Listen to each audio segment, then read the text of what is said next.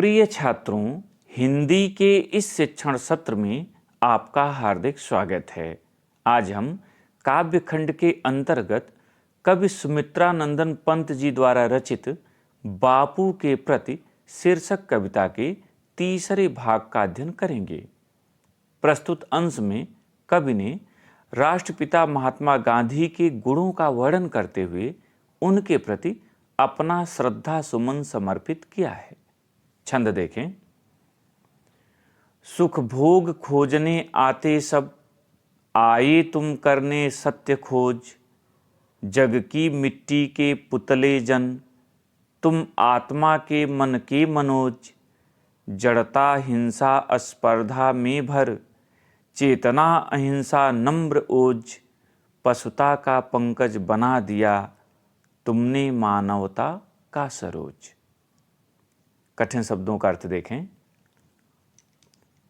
पुतले, पुतला माने आकृत होती है, चाहे वो मिट्टी की हो या किसी अन्य वस्तु की।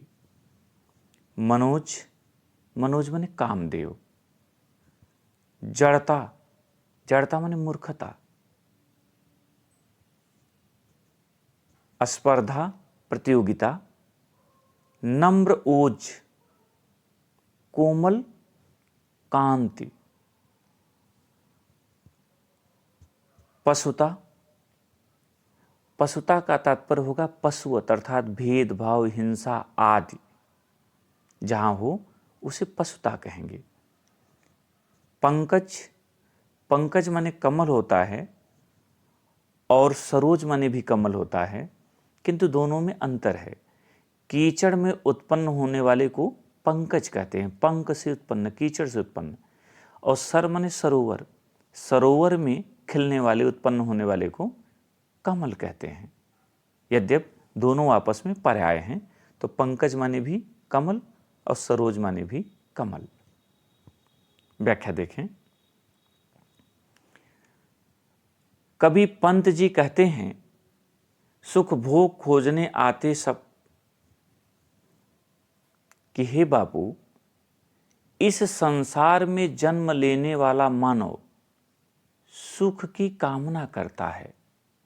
वह अपने लिए इस धरती पर सदैव सुख की ही इच्छा करता है।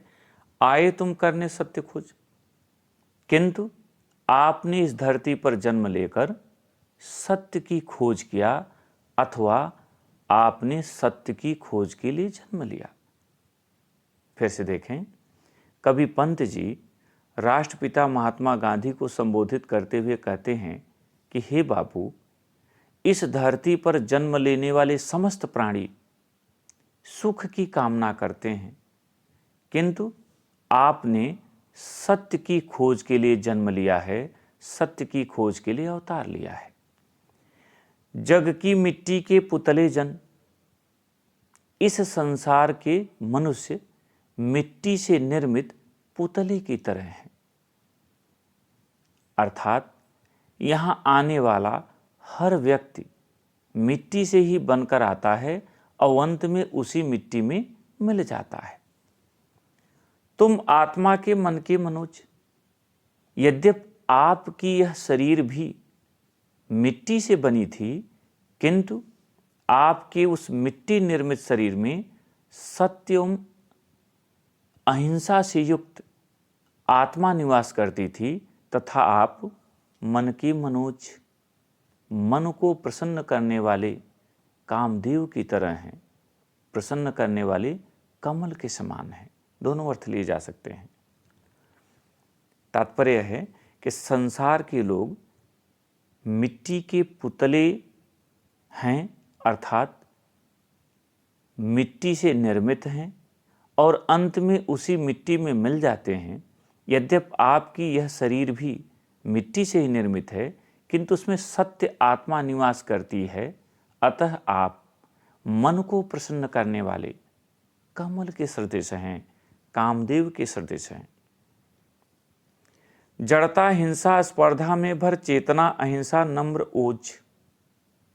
कवि कहता है कि इस संसार में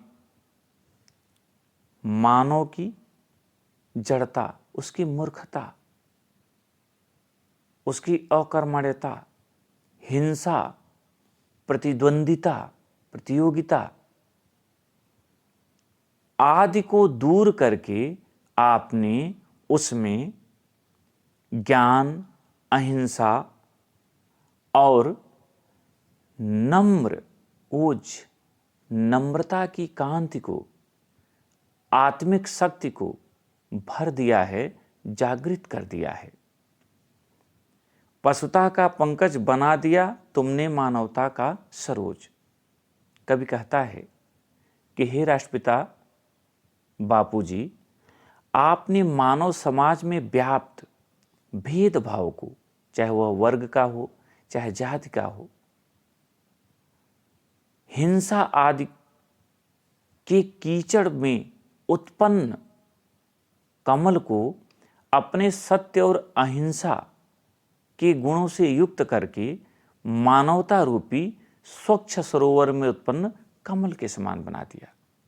अर्थात आपने मानव समाज में व्याप्त भेदभाव, हिंसा आदि रूपी कीचड़ में उत्पन्न कमल को अपने सत्य और अहिंसा के गुणों से युक्त करके मानवता रूपी स्वच्छ सरोवर में उत्पन्न होने वाले कमल के समान बना दिया है। यहाँ पर काव्य सौंदर्य देखें। पहला, प्रस्तुत पंक्तियों में कवि ने राष्ट्रपिता महात्मा गांधी के सद्गुणों यथा सत्य, अहिंसा आदि पर प्रकाश डाला है। यहाँ रस शांत है, छंद स्वच्छंद है, अलंकार अनुप्रास एवं रूपक, भाषा संस्कृत निष्ठ खड़ी बोली, शैली मुक्तक शैली, गुण प्रसाद और शब्द शक्ति अभिधा एवं लक्षणा। इस पर आधारित प्रश्नोत्तर देखें। पहला प्रश्न, प्रस्तुत पद्यांश का शीर्षक तथा कवि का नाम लिखिए। उत्तर, प्रस्तुत पद्यांश का शीर्षक बापू के प्रति तथा कवि का नाम प्रकृति के सुकुमार कवि सुमित्रानंदन पंत जी है। दूसरा प्रश्न, रेखांकित अंश की व्याख्या कीजिए। और यहाँ रेखांकित अंश है, पशुता का पंकज बना दिया तुमने मानवता का सरोज। उत्तर, कवि सुमित्रानंदन पंत जी राष्ट्रपिता महात्मा गांधी को संबोधित करते हुए कहते हैं कि हे बापू, आपने मानव समाज में व्याप्त भेदभाव, हिंसा आदि के कीचड़ में उत्पन्न कमल को सत्य, अहिंसा, त्याग एवं मानवता रूपी स्वच्छ सरोवर में उत्पन्न कमल के समान बना दिया है, सुंदर बना दिया है। तीसरा प्रश्न, अधिकांश मानव संसार में आकर किसकी खोज में लग जाते हैं। उत्तर, अधिकांश मानव संसार में आकर सुख की खोज में लग जाते हैं। चौथा प्रश्न, इन पंक्तियों में कवि मानव को मिट्टी का पुतला बताकर क्या कहना चाहता है। उत्तर, इन पंक्तियों में कवि मानव को मिट्टी का पुतला बताकर जीवन की नश्वरता की ओर, क्षणभंगुरता की ओर संकेत करना चाहता है। कवि के अनुसार मानव मिट्टी का बना हुआ एक पुतला है जो अंत में मिट्टी में ही मिल जाता है। पांचवा और अंतिम प्रश्न, पशुता का पंकज बना दिया पंक्ति में कौन सा अलंकार है। उत्तर, पशुता का पंकज बना दिया पंक्ति में अनुप्रास के साथ रूपक अलंकार है। आप जानते हैं कि अनुप्रास हर जगह होता है। यहाँ जो भाव है पंकज का, उसको लेकर के रूपक अलंकार होगा। प्रिय छात्रों, मुझे उम्मीद है कि आपको यह भाग समझ में आ गया होगा। प्रश्नोत्तर को अपनी उत्तर पुस्तिका में लिखें और अभ्यास करें। बहुत बहुत धन्यवाद।